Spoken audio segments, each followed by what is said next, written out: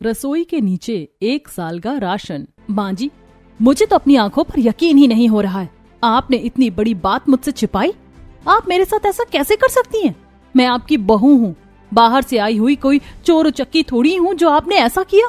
रूही बहुत गुस्से में है। वो अपनी सास लता पर चिल्ला रही है। उसके आसपास साल भर के राशन का ढेर लगा हुआ है। तू चिल्ला क्यों रही है और ये गुस्सा किससे दिखा रही है तू? जो भी मैंने किया है वो सब तेरी ही वजह से किया है। मेरी वजह से? ऐसा क्या कर दिया था मैंने जो आपको ये सब करना पड़ गया? रूही गुस्से में लता से झगड़ रही थी। तभी सीढ़ियों से रूही की नंद तारा आती है। तारा अपनी माँ और भाभी को लड़ते हुए देखकर चौंक जाती है। माँ, क्या भाभी को हमारा सीक्रेट पता चल गया? मुझे सब पता चल गया है तारा। अच्छा, मतलब ये बात आप दोनों को पता थी और आप लोगों ने मिलकर मुझसे ये बात छिपाई। मेरे पीठ पीछे इस घर में मेरे खिलाफ ये साजिश रची जा रही थी। मैं सब समझ गई हूँ। आखिर रूही किस साजिश की बात कर रही थी? वो इतने गुस्से में क्यों थी? और इन लोगों के पास साल भर का सारा राशन क्या कर रहा था? वो राशन कहाँ से आया? ये जानने के लिए चलिए कहानी में पीछे चलते हैं। अरे क्या हुआ जानकी, तू ऐसे क्यों रो रही है? बहू तेरी सेवा कर रही है ना? लता और तारा। लता देवरानी जानकी के घर उनसे मिलने गई हुई थी। लता और जानकी घर के आंगन में चारपाई पर बैठकर बातें कर रही थी। तभी अचानक जानकी रोने लगती है। क्या बताऊं दीदी, कैसी सेवा कर रही है वो मेरी। अभी 2 महीने ही हुए हैं ना तेरी बहू को हनीमून से लौटे हुए। वो तो तुझे अच्छा अच्छा बनाकर खिला रही होगी। हाँ दीदी, बहू बना बना कर तो खिला रही है। हाँ तो इसमें रोने वाली क्या बात है? मत पूछो दीदी, ये राशन तो ऐसे बर्बाद करती जैसे इसके बाप ने इसे दहेज में राशन की दुकान ही दे दी हो। आपको पता है दीदी, 1 महीने का राशन हम लोग 4 लोग मिलकर 2 महीने तक चलाते थे। लेकिन जब से बहू ने रसोई संभालना शुरू किया, महीने भर का राशन 15 दिन में ही खत्म हो जाता है। क्या कह रही है तू? 15 दिन में? हाँ दीदी, सब्जी में तो जैसे तेल की नदियाँ बहा देती है। और आटे का क्या बताओ, कुटा हुआ आटा बेकार में बर्बाद करके फेंक देती है। तो तूने उसे कुछ बोला नहीं? उसे टोकना चाहिए था ना। अरे मैंने कल ही उसे टोका था, लेकिन जैसे ही मैंने मैडम जी को टोका, वो तो तुरंत अपना बैग पैक करके अपने मायके जाने को तैयार हो गई। अब तुम ही बताओ मैं क्या करूं? तारा जो पास ही खड़ी ये सब सुन रही थी, वो चारपाई पर बैठती है। उसके चेहरे पर डर और चिंता के भाव आ जाते हैं। लता भी सोच में पड़ जाती है। चाची जी, क्या सच में भाभी ऐसी हैं? और माँ, अगले महीने तो भैया की भी शादी होने वाली है। कहीं हमारी भाभी भी ऐसी ही निकल गई तो हम क्या करेंगे? लता तारा की बातों का कोई जवाब नहीं देती। थोड़ी देर जानकी से बात करने के बाद लता और तारा अपने घर आ जाती है। लेकिन लता के दिमाग में अभी भी जानकी की बहू की हरकतें ही चल रही थी। रात में जब लता सोने के लिए जाती है तब उसे नींद नहीं आती। वो बार बार करवट बदलती है और सोचती है, मैं एक एक राशन को हिसाब से चलाती हूँ, लेकिन अगर मेरी बहू भी जानकी की बहू की तरह राशन बर्बाद करने वाली आ गई तो मेरा क्या होगा? मेरे अर्जुन की सारी कमाई तो ऐसे ही लुट जाएगी। नहीं नहीं, मुझे कुछ तो उपाय करना ही पड़ेगा। शादी से पहले ही कोई पुख्ता इंतजाम करना होगा। लता ये सोच रही थी कि तभी अचानक उसके दिमाग में एक जबरदस्त आइडिया आता है। वो अचानक बिस्तर पर उठकर बैठ जाती है। उसके चेहरे पर एक कुटिल और विजयी मुस्कान आ जाती है। हाँ, ये आइडिया एकदम सही है। मैं तो अब ऐसा ही करूंगी। आइडिया आने के बाद लता सो जाती है। अगली सुबह लता ने एक मिस्त्री को फोन करके घर बुलाया था। अर्जुन और रघुनाथ ऑफिस जा चुके हैं। तारा कॉलेज गई थी। घर में सिर्फ लता थी। मिस्त्री अपने औजारों के साथ लता के घर आता है। हाँ जी, बताइए क्या काम है? इधर आओ मेरे साथ। लता मिस्त्री को रसोई में ले जाती है। लता की रसोई काफी बड़ी और साफ सुथरी थी। लता फर्श की तरफ इशारा करती है। ये देख, इस रसोई के नीचे तुझे एक बड़ा सा तहखाना बनाना है और तहखाने का दरवाजा ऐसा बनाना कि जब मैं कोई एक खास टाइल दबाऊं तभी वो दरवाजा खुले, वरना ऊपर से देखने पर ये बिल्कुल एक आम रसोई लगनी चाहिए। किसी को रत्ती भर भी शक नहीं होना चाहिए कि इसके नीचे कुछ है। अरे मालकिन, कहीं किसी को मार कर तहखाने में गाड़ने का इरादा तो नहीं है ना? मैं पहले ही बता रहा हूँ भाई, मैं किसी मर्डर वर्डर के चक्कर में शामिल नहीं होने वाला। लता गुस्से में मिस्त्री को घूरते हुए उसे डांटती है। चुप कर पागल, तू बहुत फिल्में देखता है क्या? तुझे क्या मैं कोई मर्डर करने वाली कातिल लगती हूँ? जितना काम बोला है उतना कर और पैसे पकड़। ज्यादा जासूस बनने की जरूरत नहीं है। जी जी मालकिन, अभी शुरू करता हूँ।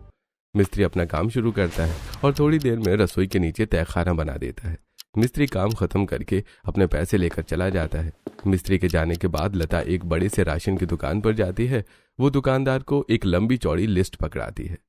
भैया ये पूरी लिस्ट देख लो, मुझे पूरे 1 साल का राशन चाहिए। चावल, दाल, आटा, चीनी, तेल के कनस्तर, सब कुछ एकदम बढ़िया क्वालिटी का होना चाहिए और आज ही मेरे घर पहुंच जाना चाहिए।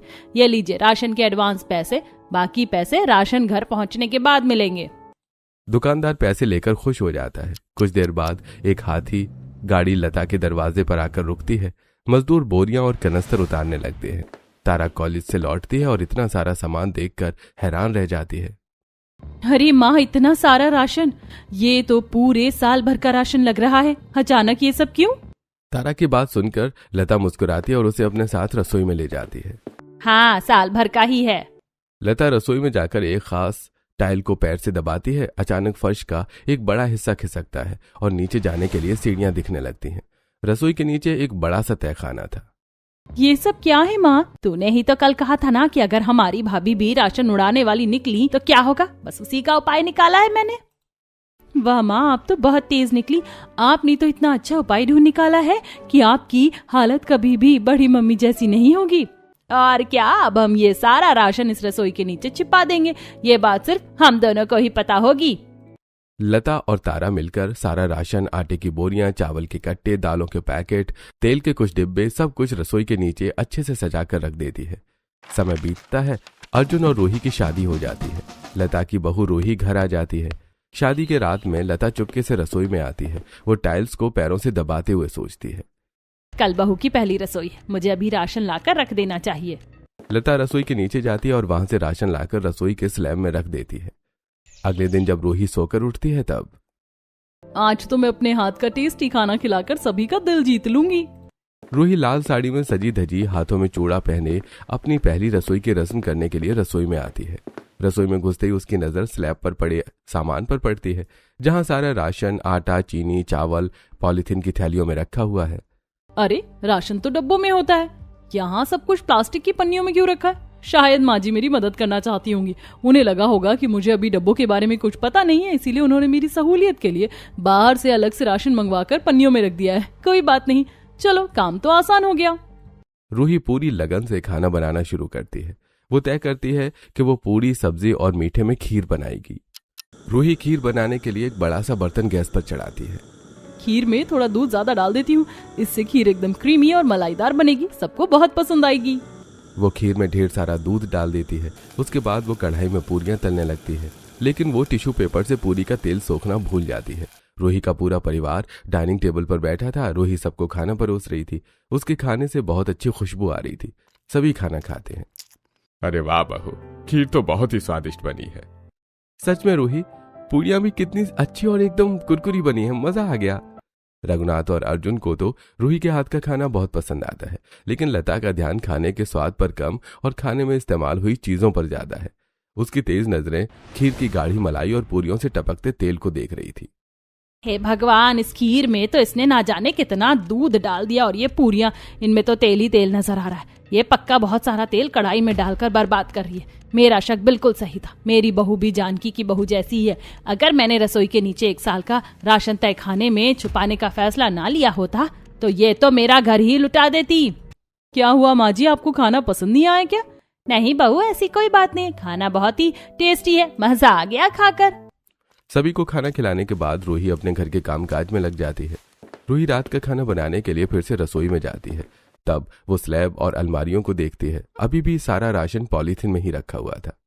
अरे, अभी भी दाल, चावल, मसाले पॉलीथीन में रखा है। इस घर में राशन के असली डब्बे कहाँ हैं? रोज रोज पन्नियों से निकालकर खाना बनाना तो बहुत मुश्किल होगा। मुझे माँ जी से पूछना ही पड़ेगा कि उन्होंने राशन के कंटेनर्स कहाँ रखे हैं। रूही रसोई से बाहर निकलकर हॉल की तरफ बढ़ती है।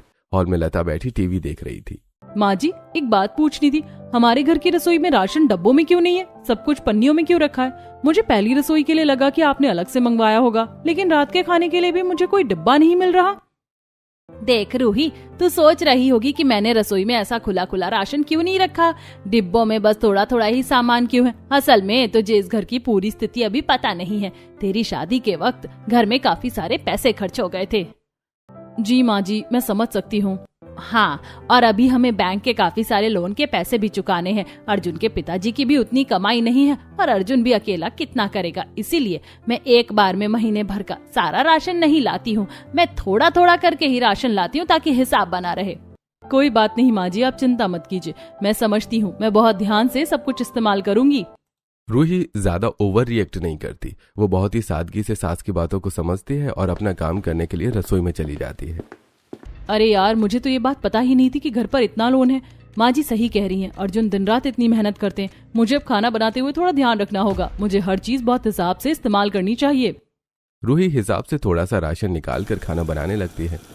ऐसे दिन गुजरते हैं। एक दिन में रूही दोपहर का खाना बनाने की तैयारी कर रही थी, तभी कोई उसके घर की डोरबेल बजाता है। रूही जाकर दरवाजा खोलती है। उसके सामने पड़ोस में रहने वाली एक गरीब औरत खड़ी थी।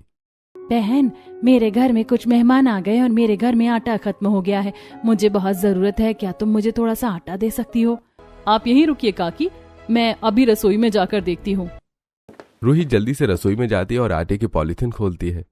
पॉलीथिन में बहुत ही थोड़ा सा आटा पड़ा हुआ है। आटा तो बहुत थोड़ा सा ही है, इसमें से अगर मैंने इन्हें दे दिया तो रात के लिए रोटियां नहीं बन पाएंगी।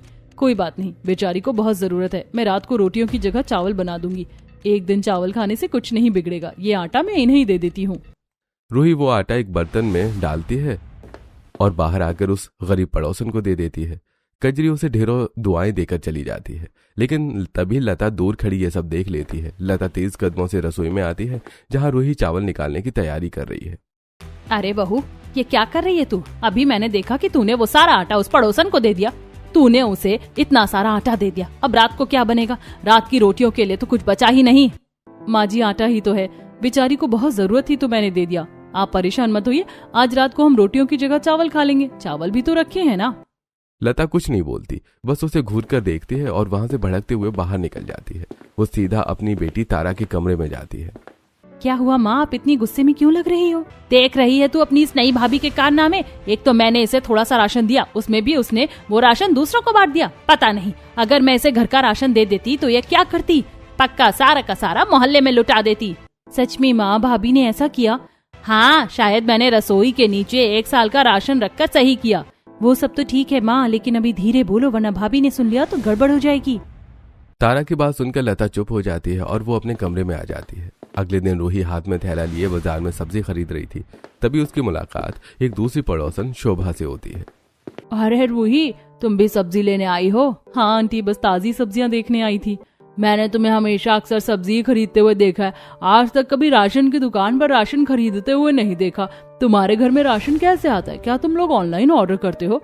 आजकल तो सब ऑनलाइन ही मंगा लेते हैं। नहीं आंटी, हम ऑनलाइन कुछ नहीं मंगाते, राशन तो माँ जी ही लेकर आती हैं। पड़ोसन सिर हिलाकर अपने रास्ते चली जाती है, लेकिन रूही के दिमाग में एक सवाल छोड़ जाती है। रूही घर लौट आती है। बाजार से वापस आकर रूही को गर्मी लग रही थी तो वो फ्रिज से पानी निकालकर अपने लिए शरबत बनाती है। शरबत घोलते घोलते वो गहरी सोच में डूब जाती है। मुझे ये बात समझ में नहीं आ रही, मैंने आज तक माँ जी को बाहर से राशन खरीद कर लाते हुए नहीं देखा।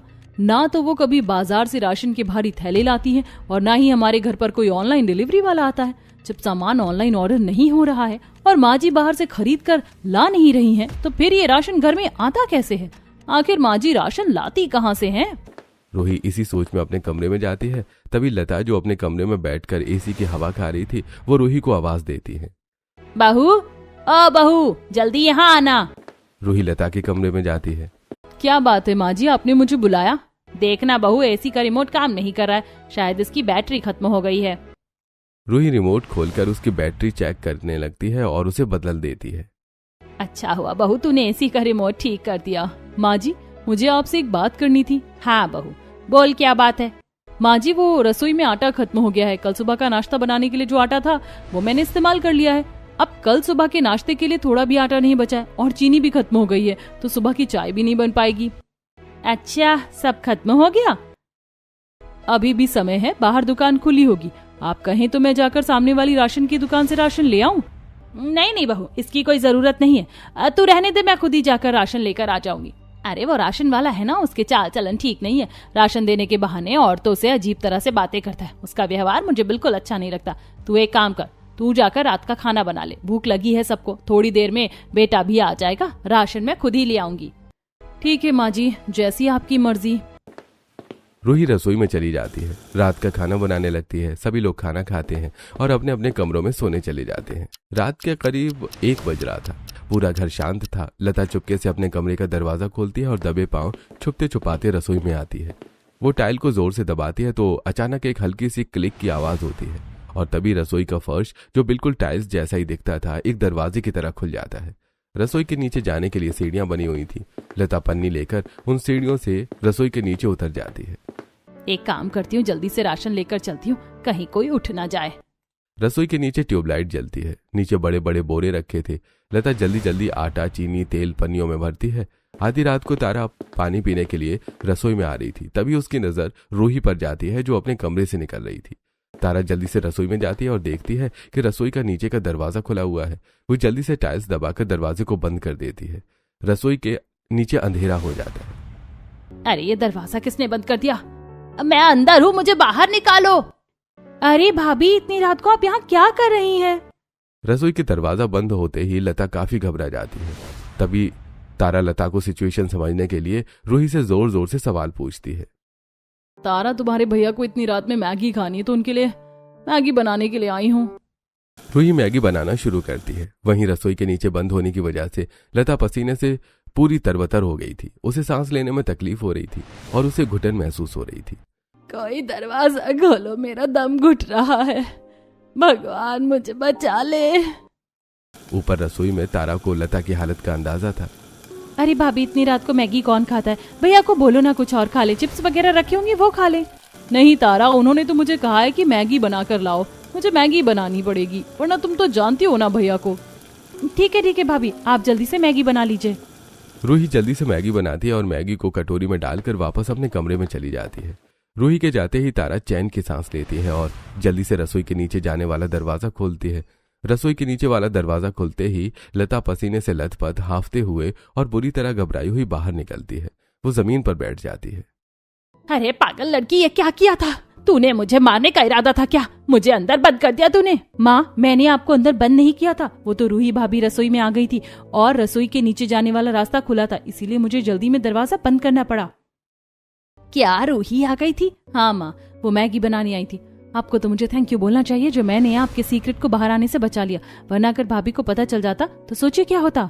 हाँ, चल अच्छा किया तूने। अब तू जा यहाँ से, मैं राशन रख देती हूँ और फिर सो जाती हूँ। लता राशन रखती है और दोनों अपने अपने कमरों में चली जाती है। ऐसे ही दिन गुजरते हैं। एक दिन तारा की कुछ सहेलियां घर आती हैं। तारा उनसे बातें करते हुए उन्हें अपने कमरे में ले जाती है। चलो चलो मेरे कमरे में बैठो, हम आज पार्टी करेंगे। मैं पास्ता बनाकर लाती हूँ, फिर मजे करेंगे हम लोग। तारा रसोई में जाती है और देखती है कि रसोई में पास्ता खत्म हो गया है। पास्ता तो है ही नहीं है, बाहर से पास्ता लाने में तो काफी टाइम लग जाएगा। एक काम करती हूँ, रसोई के नीचे जाकर पास्ता ले आती हूँ। तारा सीधे टाइल को दबाती है और नीचे का दरवाजा खोल लेती है। वो तेजी से अंदर जाती है और एक डिब्बे से पास्ता निकालकर बाहर आ जाती है। जैसे वो बाहर निकलकर दरवाजा बंद करती है, अचानक पीछे से कोई उसके कंधे पर हाथ रखता है। तारा चौंक कर पलटती है। सामने लता खड़ी है। उसका चेहरा गुस्से से लाल है। माँ, आपने तो मेरी जान ही निकाल दी थी अभी। तूने मेरी जान निकाल दी। तू रसोई के नीचे क्यों गई थी? माँ, मेरी सहेलियां आई हैं, सबको पास्ता खाना था और रसोई में पास्ता खत्म हो गया था, इसीलिए मैं नीचे से पास्ता लेने गई थी। तेरा दिमाग खराब तो नहीं हो गया है? अगर रूही ने देख लिया तो हमारा सीक्रेट उसे पता चल जाता। अगली बार तूने ऐसा कुछ किया ना तो मैं तेरी टांगे तोड़ दूंगी, बता रही हूँ। लता तारा को डांट रही थी, तभी रूही वहां आ जाती है। माँ जी, आप ननद जी की टांग क्यों तोड़ने वाली है? और आप किस सीक्रेट की बात कर रही हैं? लता रूही को देखकर डर जाती है। उसे समझ नहीं आता कि क्या बोले। अरे कुछ नहीं बहू, तू तो जानती है कितनी शरारती है, बस इसे ऐसे ही डरा रही थी ताकि ये काबू में रहे। और आप लोग किस सीक्रेट की बात कर रहे हैं? अरे कुछ नहीं बहू, वो तो तेरे पति का जन्मदिन आने वाला है ना, तो हम लोग बस उसी की तैयारी के बारे में सोच रहे थे। मैं सोच रही थी कि अर्जुन और तुझे एक साथ सरप्राइज दूंगी। अर्जुन जी का जन्मदिन? उनके जन्मदिन में तो अभी पूरे 2 महीने बाकी हैं। तो क्या हुआ, हम लोग पहले से ही तैयारी कर रहे हैं। हाँ भाभी, मैं और माँ आपको और भैया दोनों को सरप्राइज देना चाहते थे, लेकिन सब गुड़गोबर हो गया। रूही बात आगे नहीं बढ़ाती है और अपने कमरे में चली जाती है। ऐसे ही दिन गुजरते हैं। एक दिन लता किसी काम से जानकी के घर गई थी। तारा कॉलेज गई हुई थी और रूही घर में अकेले रसोई में खाना बना रही थी। तभी उसके हाथ से एक पत्थर वाली अचार की बरनी गिर जाती है और वो उसी टाइल पर गिरती है जिससे रसोई के नीचे जाने का रास्ता खुलता है। बरनी गिरते ही दरवाजा खुल जाता है। रूही रसोई के नीचे जाती है और रसोई के नीचे 1 साल का राशन देखकर हैरान हो जाती है। यहाँ इतना सारा राशन क्या कर रहा है और माँ जी ने मुझे इसके बारे में बताया भी नहीं है। रूही ये सोच रही थी, तभी लता वहां आ जाती है। इतनी बड़ी बात छुपाने की वजह से रूही लता से गुस्सा हो जाती है। माँ जी, मुझे तो अपनी आंखों पर यकीन ही नहीं हो रहा है, आपने इतनी बड़ी बात मुझसे छिपाई। आप मेरे साथ ऐसा कैसे कर सकती हैं? मैं आपकी बहू हूँ, बाहर से आई हुई कोई चोर उचक्की थोड़ी हूँ जो आपने ऐसा किया। तू चिल्ला क्यों रही है और ये गुस्सा किसे दिखा रही है? जो भी मैंने किया है वो सब तेरी वजह से ही किया है। मेरी वजह से? ऐसा क्या कर दिया था मैंने जो आपको ये सब करना पड़ गया? रूही गुस्से में लता से झगड़ रही थी, तभी सीढ़ियों से रूही की नंद तारा आती है। माँ, क्या भाभी को हमारा सीक्रेट पता चल गया? मुझे सब पता चल गया है तारा। अच्छा, मतलब ये बात आप दोनों को भी पता थी और आप लोगों ने मिलकर मुझसे ये बात छिपाई। मेरे पीठ पीछे इस घर में मेरे खिलाफ ये साजिश रची थी। मैं सब समझ गई हूँ। भाभी शांत हो जाइए, आपको इतना गुस्सा नहीं करना चाहिए। मैं शांत हो जाऊं? रसोई के नीचे 1 साल का राशन आप लोगों ने छुपाया हुआ था और माँ जी आप मुझे बोल रही हैं कि ये सब मेरी वजह से हुआ है।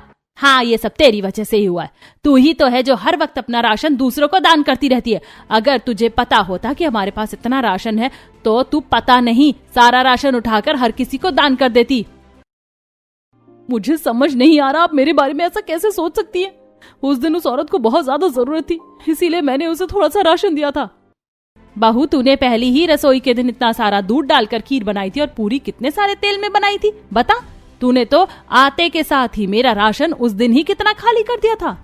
माँ जी, उस दिन मैंने खीर में दूध इसीलिए ज्यादा डाला था ताकि खीर थोड़ी गाढ़ी और क्रीमी बने, सबको अच्छी लगे। और मैंने तो थोड़े से तेल में ही पूरी छानी थी, बस मैं उसे टिश्यू पेपर पर सोखना भूल गई थी। आपने मुझे बिना जाने मुझे जज कर लिया। बताइए माँ जी, आपने ऐसा क्यों किया? इतना कहते कहते रूही का गला भर आता है और वो बहुत रो रही थी। तुझे पता नहीं रूही, मेरी देवरानी की बहू कितना राशन बर्बाद करती है। उसकी वजह से मेरी देवरानी कितना रोती है और जब वो अपनी बहू को राशन बर्बाद करने से मना करती है तो वो मायके जाने की धमकी देती है। मैं नहीं चाहती थी कि मेरे साथ ऐसा हो, इसीलिए मैंने पहले से ही तैयारी की थी। लेकिन आप किसी और को देखकर अपनी बहू के साथ ऐसा कैसे कर सकती है? मैंने आपका कितना ख्याल रखा, आपके खाने की हर फरमाइश का ध्यान रखा, लेकिन आप मेरे बारे में इतना गलत सोचती हैं। माँ जी, आपने मेरे साथ बहुत गलत किया, मुझे बहुत बुरा लगा है आज। रूही फूट फूट कर रो रही थी। तभी हॉल का दरवाजा खुलता है और अर्जुन अंदर आता है। अर्जुन रूही को आवाज देता है। उसकी आवाज सुनकर रूही, लता और तारा तीनों नीचे से ऊपर रसोई में आती हैं। तब तक अर्जुन भी रसोई में आ जाता है। ये सब क्या हो रहा है? आप लोगों ने रसोई के नीचे इतना बड़ा कमरा कब बनवाया? ये कमरा माँ जी ने बनवाया और आपको पता है रसोई के नीचे 1 साल का राशन रखा हुआ है। माँ जी ने मुझसे राशन को छुपा कर रखा था। माँ, राशन छुपाने की क्या जरूरत थी आपको? अरे बेटा, तेरी ये बीवी ये जब से आई है ना बस राशन लुटाने में लगी रहती है। मैंने सोचा कि कहीं ये सारा राशन ना लुटा दे, इसीलिए। ये तो बहुत गलत किया माँ आपने।